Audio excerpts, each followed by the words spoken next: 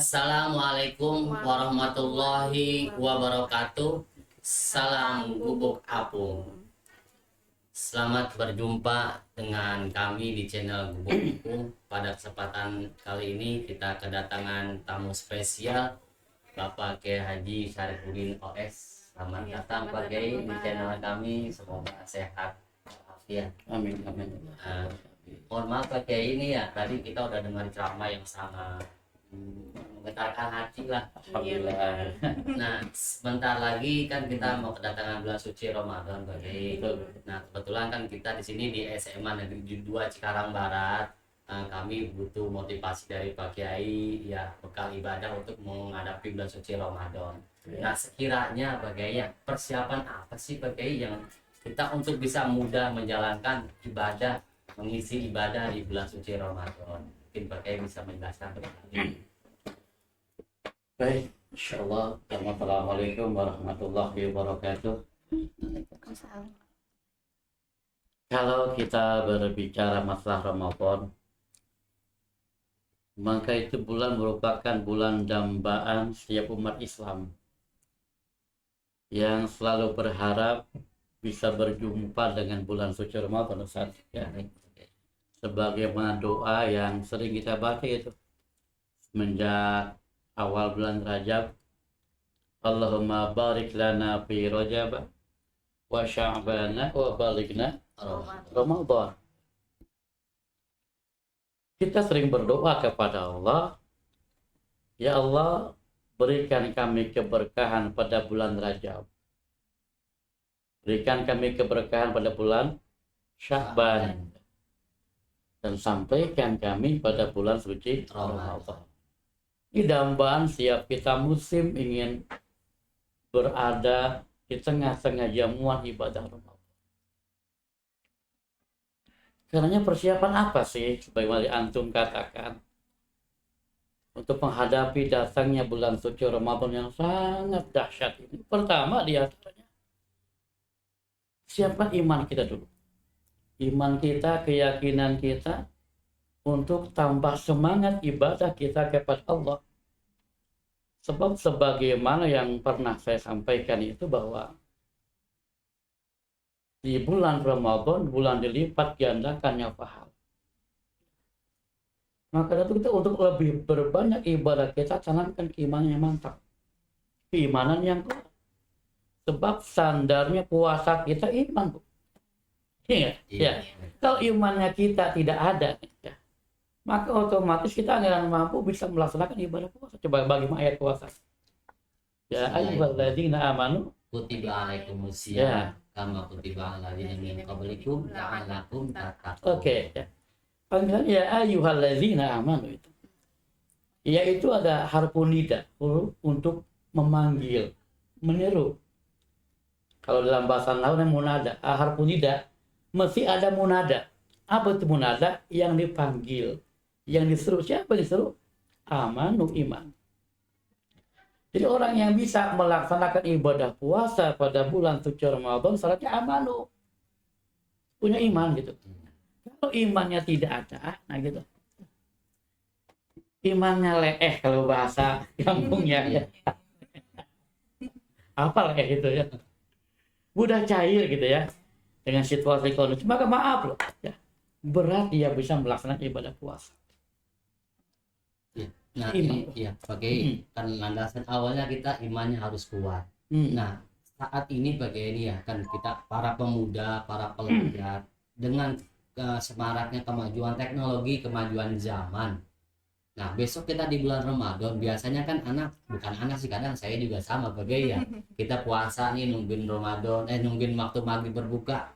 Lihat TikTok umpamanya bagai ya. Lihat YouTube. Nah, itu kira-kira bagaimana dengan pahala bagai ya kalau kita berbicara pahala? Oke. Dalam berpuasa itu ada yang membatalkan puasa. Ada yang membatalkan pahala puasa.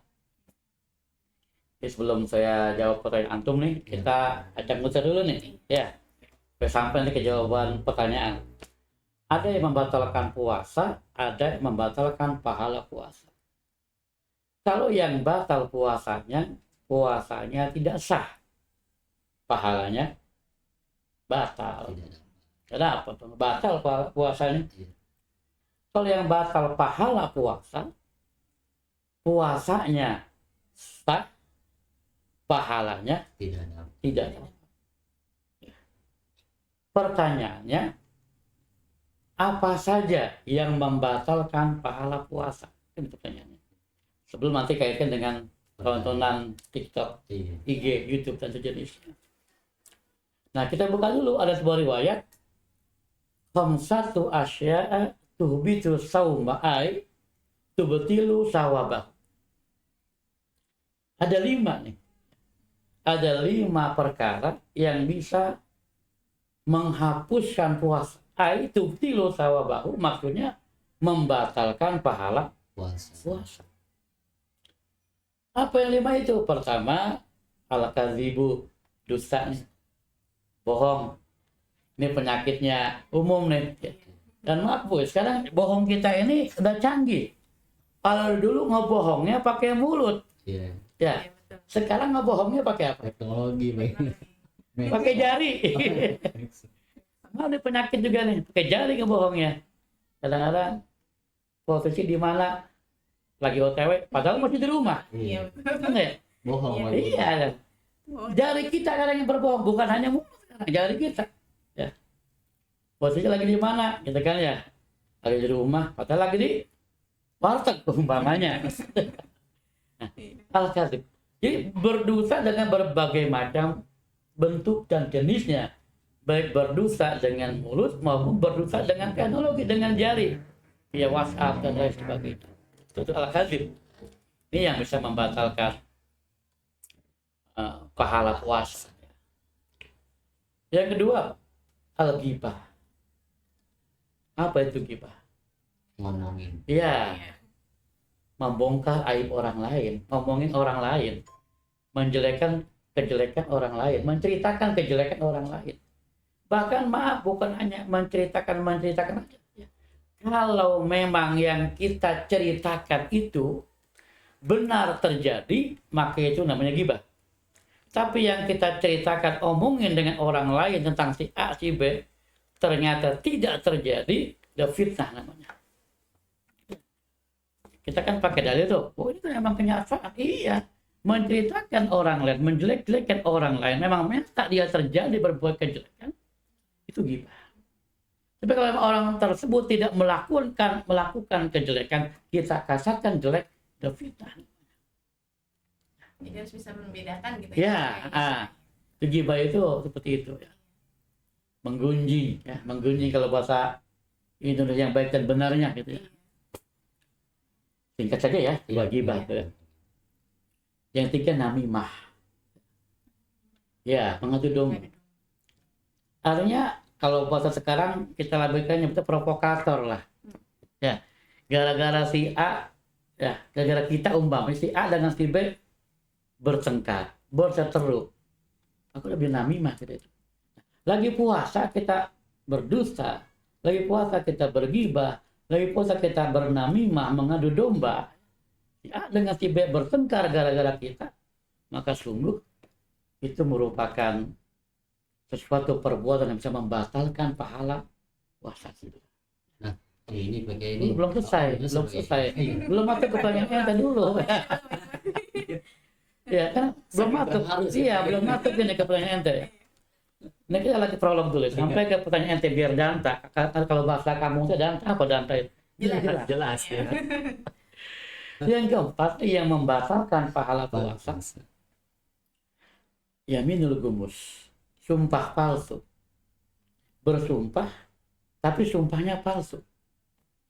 Bersumpah sumpahnya palsu. Yaminul gumus, sumpah palsu bagi pengadilan dan jenisnya, lagi puasa dia bersumpah tapi sumpah palsu, maka batal pahala puasanya.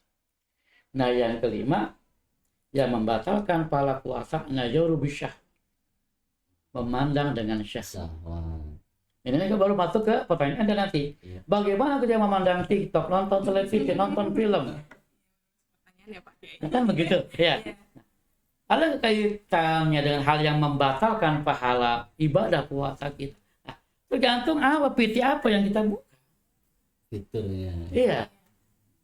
Tergantung apa yang kita lihat. Mau lihat YouTube apa yang kita buka? Link apa? Kalau kita lagi puasa lihat YouTube, tapi YouTube ceramah, kajian nggak membatalkan pahala puasa. Menambah ilmu, malah berpahala. Walaupun saya katakan, tanda petik, hati-hati buka link ceramah siapa itu. Apa pahamnya? Nah. Tapi kalau kita lagi puasa, buka YouTube, yang kita buka, maaf, film-film yang begitu dah pokoknya. Nah, itu yang bisa membatalkan pahala puasa dengan memandang dengan syahwat. Termasuk juga TikTok ya, begitulah sejenisnya. IG begitulah seterusnya. Ya. Tergantung apa yang kita lihat. Ya. Kalau sekiranya itu bisa menambahkan ilmu, ya, wah ini kenapa tidak?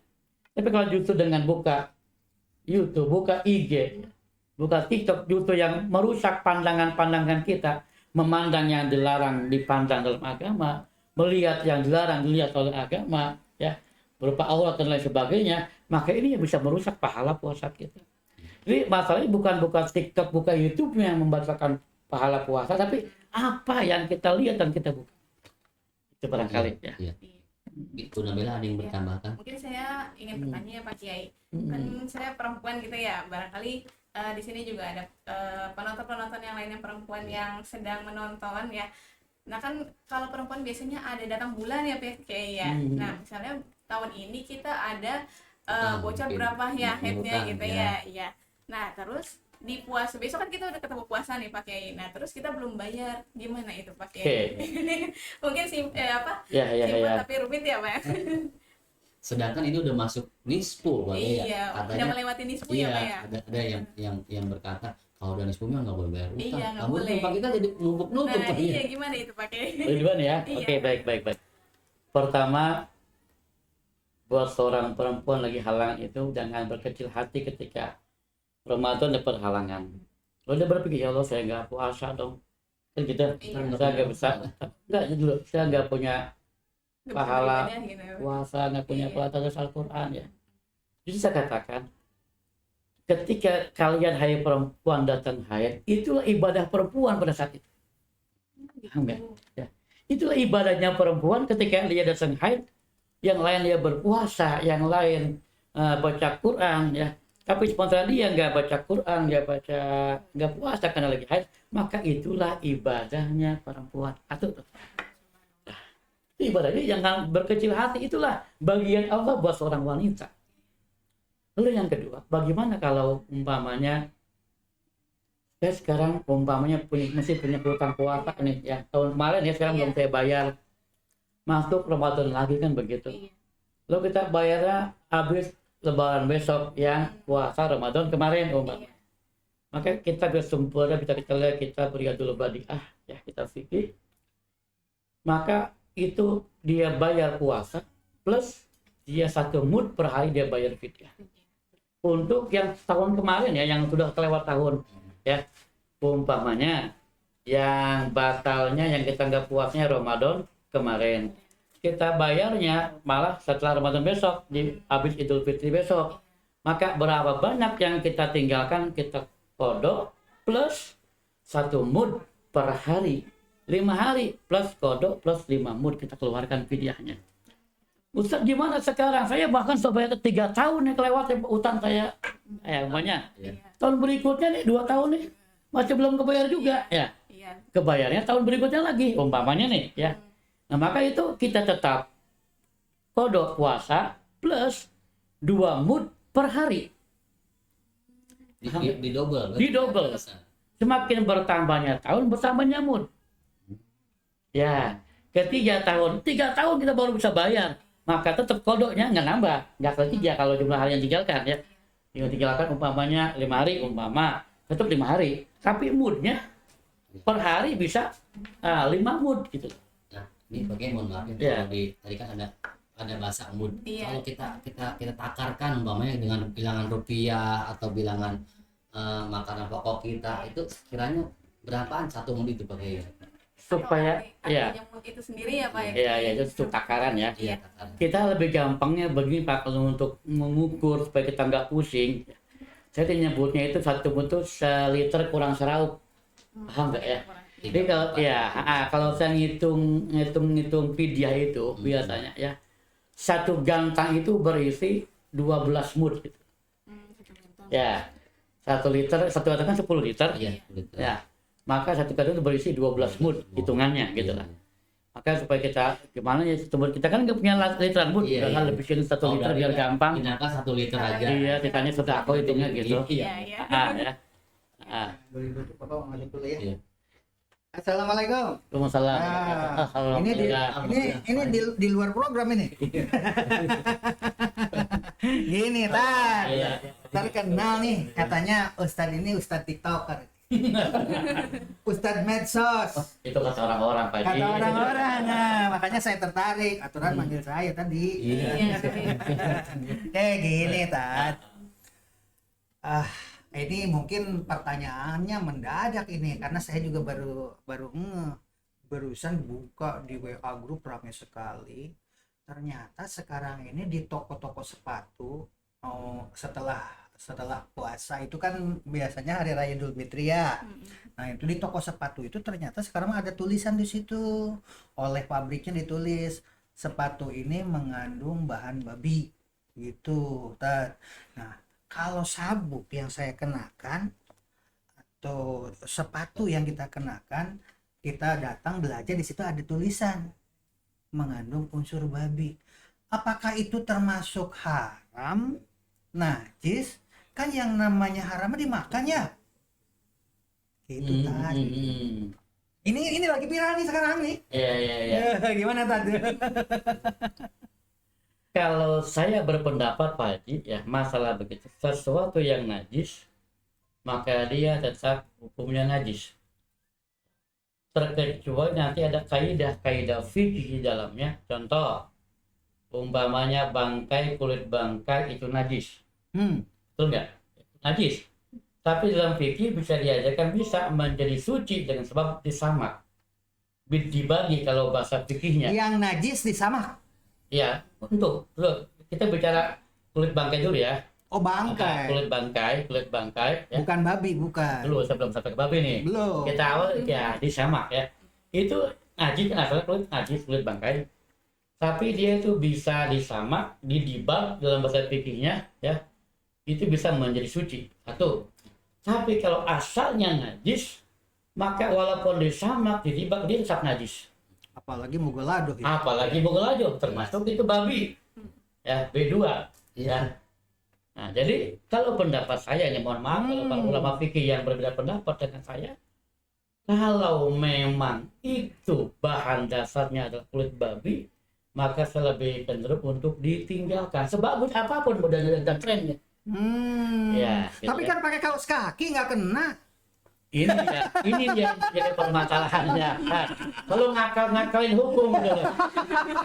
Tapi kan kita pakai Pak Haji. Pakai tangan kaki. Pakai barang najis yang kita bawa-bawa kemana-mana. Sepatunya juga. Nah, ini mah dari netizen bukan saya ini. Iya.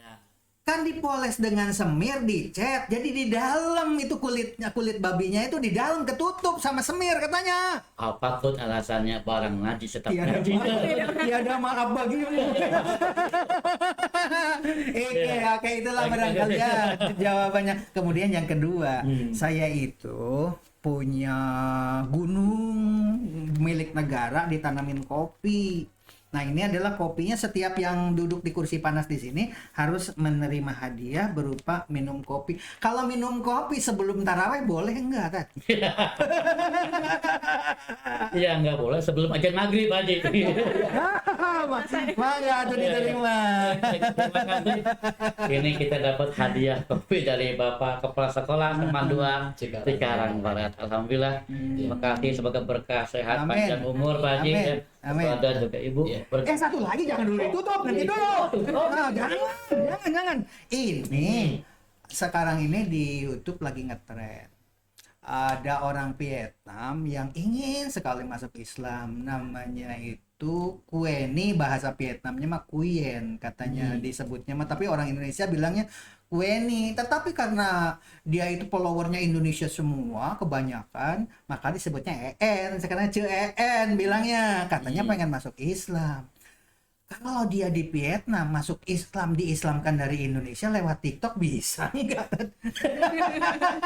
Media sosial gitu. Ini pertanyaan yang kontemporer.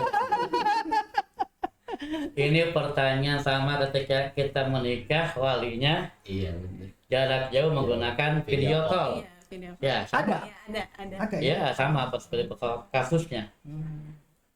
Saya termasuk orang yang memperbolehkan akad, ya, walaupun dengan jarak jauh seperti itu. Alasannya itu tidak perlu mesti berhadap-hadapan. Kan yang dipinta itu ialah ucapan, kaul, lisan si yang akan mu'alaf tersebut. Ketika dia mengucapkan asyhadu alla ilaha illallah wa asyhadu anna muhammadar rasulullah, maka sudah muslim. Walaupun yang nonton dari jauh. Mudah-mudahan didengar langsung sama Kuetni dari Amin ya Vietnam. rabbal alamin. Semoga mu'alaf. Sama Kinoy juga. Dia sudah berulang kali di Iya. TikTok mengatakan dia ingin jadi mualaf, begitu. Hanya ya itu tadi. Di sana itu kan agama Islamnya itu 0,01 termasuk agama lainnya. Jadi bayangkan agama Kristen, agama Hindu, agama Buddha, apalagi tuh di sana kan negara komunis. Nah, Islamnya itu di situ agama lainnya dalam kurung Islam. Berarti kan sedikit sekali, susah kan mau mualaf? Iya. Tapi dengan pertanyaan Pak Haji tadi akan mudah. Ketika Mudah. dia bisa video call dengan followernya umpamanya yang ada di Indonesia, dituntun dari sini, bisa sah kalau muslim sudah masuk muslim. Mengucapkan syahadat yang seperti saya katakan, bagaimana lisannya mengucapkan kalimat syahadat. Kemudian ada pesan nih buat pemeluk agama Islam di Vietnam. Jangan sampai seperti peristiwa Uighur di Cina. Jadi pemerintahnya kan pemerintahan komunis. Gara-gara mengadakan sholat berjamaah yang spektakuler dari berbagai wilayah datang ke Uighur, pemerintah kaget kok ini unjuk kekuatan. Akhirnya diboikot, makanya rame lah sekarang peristiwa Uighur. Padahal RRC itu sekarang Palestina aja sekarang didukung oleh Cina, Ya, sehingga ya, ya. Israel aja panik ya kan? Ya, karena ada kekuatan Cina, jadi keliru kalau Cina itu anti Islam. Tapi untuk WNI itu karena pemerintahan Vietnam kan komunis. Barangkali kalau dalam jumlah banyak, karena sekarang WNI itu sudah mengajari beberapa orang untuk berhijab. WNI-nya sendiri tidak muslim, bukan muslim, tetapi sekarang di TikTok sudah banyak yang memakai hijab gara-gara WNI itu diajari, dan pinter mengajarinya WNI itu. Kalau pakai hijab, ih bagus, cantik, padahal salah karena telinganya kelihatan gitu kan. Tapi terakhirnya apa? Akan lebih indah, akan lebih cantik kalau telinganya ditutup. Kata WNI begitu, orang Vietnam luar biasa. Dan yang sekarang dikawal yang dimiliki kita dahsyat. tapi dia belum Iya. dia belum muslim gitu, tapi dia pingin. Tapi kemarin itu dia sudah bisa baca Fatihah sampai Bismillahirrahmanirrahim, Alhamdulillahirabbil alamin, Ar-Rahmanirrahim, baru sampai di situ. Tapi kalau Kinoy sampai walabdolin, sampai amin udah bisa gitu. Hanya dia itu bertanya-tanya bagaimana sih caranya untuk masuk Islam. Nah, saya sarankan, karena ada kemungkinan dengan TikTok ini banyak sekali orang yang berbondong-bondong mempelajari Islam, supaya tidak terjadi peristiwa di Uighur di Vietnam, berbaik-baiklah dulu dengan pemerintahannya di bawah organisasi agama di sana, supaya pendekatan bahwa salat berjamaah itu wajib, apa sunat atau wajib nanti jelasin sama Ustadz. Yang jelas Uighur itu permasalahannya dari mana-mana, karena di sana ada sholat berjamaah, berbondong-bondong sampai sholatnya ke jalan raya, kemana penuh gitu, masjid itu nggak meluap. Akhirnya dianggap unjuk kekuatan. Nah, jangan sampai terjadi seperti itu. Bagaimana menurut Ustaz? Ya betul. Wajib sholat sunat, sholat berjamaah. Sholat berjamaah itu adalah merupakan sunnatun muakkadatun, ya, sunnah yang teramat sangat dikuatkan berjamaah. Filosof ya, mereka bagi laki-laki. Bagi laki-laki, tanda petik ya. Bagi laki-laki, dan maaf, bagi laki-laki sholat sunat yang terbaik itu di rumah. Bagi perempuan, Bagi laki-laki Sholat sunat. Sholat sunat, bukan sholat wajib ya. Yang wajib itu Di masjid. Ya. masjid yang wajibnya. Iya, tapi jangan terbaik di rumah untuk sholat sunat. Sholat sunatnya di rumah. Ya, tetapi juga tidak mengapa ketika dia sholatnya itu di masjid tetap sah, bicara sah ya. Seperti itu. Dan sholat untuk perempuan juga dianjurkan memang di rumah. Nah, untuk apa? Supaya masjid kita, mutola kita lebih syiar. Ada sholat-sholat memang nanti disunahkan perempuan keluar rumah. Seperti Idul Fitri. Ya. Oke. Ya. Itu disunahkan dia keluar rumah.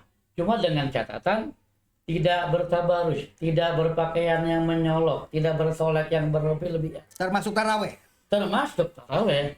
Kita kan kadang taraweh kan pada beberapa kaum mengkena tuh ya. Baru nih. Lagi-lagi kembali ke pertanyaan tadi. Iya. Innamal a'malu binniyat. Begitu barangkali ya. Baik. Alhamdulillah. Ya, ya, pakai ini kan kita di suasana menyambut hari puasa Ramadan. Kami mohon pesan khususnya untuk kami di siswa-siswi SMA Negeri 2 Cikarang Barat dan umumnya kita bagi kaum muslimin menjelang Ramadan mungkin ada kiat khusus dan pesan dari pakai disampaikan. Baik, khususnya pesan saya buat adik-adik saya, siswa-siswi Semang 2 Cikarang Barat. Datangnya Ramadan bukan berarti belajar kita menjadi berkurang. Sebagaimana sering saya sampaikan bahwa belajar merupakan ibadah. Ketika kita sekolah di bulan suci Ramadan, maka sungguh pahalanya akan berlipat ganda ketimbang kita sekolah pada hari-hari biasa. Karena belajar merupakan kegiatan ibadah. Dan ibadah bulan Ramadan merupakan berpahala yang teramat sangat dahsyat. Lalu yang kedua, hormatilah orang yang berpuasa dan hormatilah orang yang tidak berpuasa.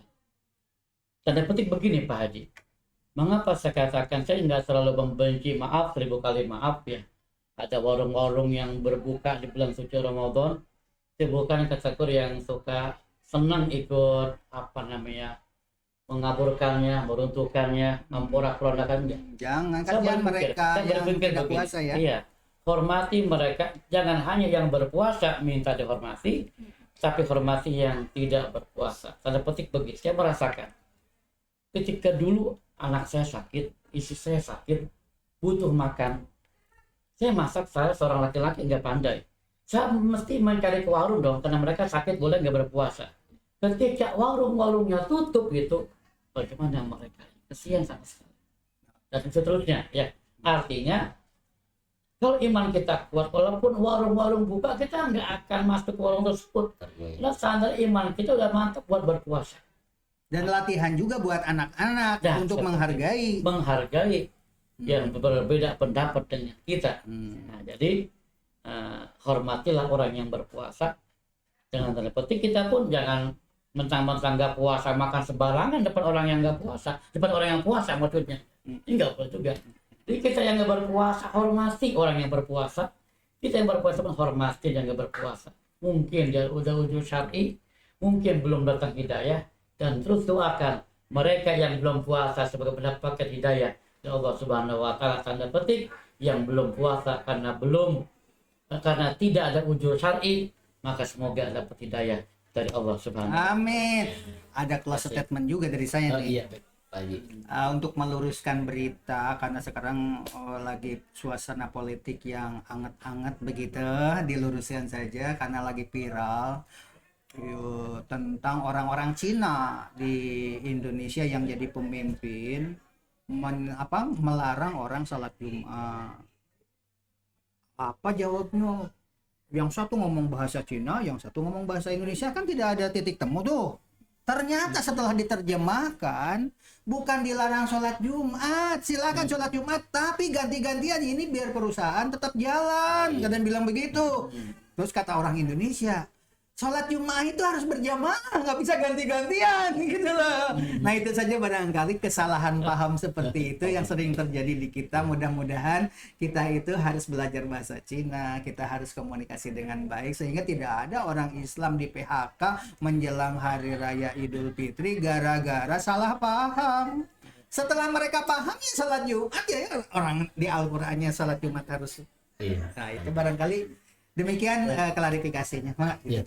Baik pemirsa channel Gubuk Apung, terima kasih Pak Haji, Pak Kiai yang sudah berkenan untuk mengisi di channel ini. Semoga kita mengisi bulan Ramadan dengan penuh hikmat Amin. dan ridho Allah Subhanahu wa taala. Baik pemirsa, sampai di sini pertemuan kita kali ini. Insya Allah kita akan bertemu dan berjumpa di lain segmen yang berikutnya. Terima kasih. Akhirul kalam. Wassalamualaikum warahmatullahi wabarakatuh. Salam Gubuk Apung.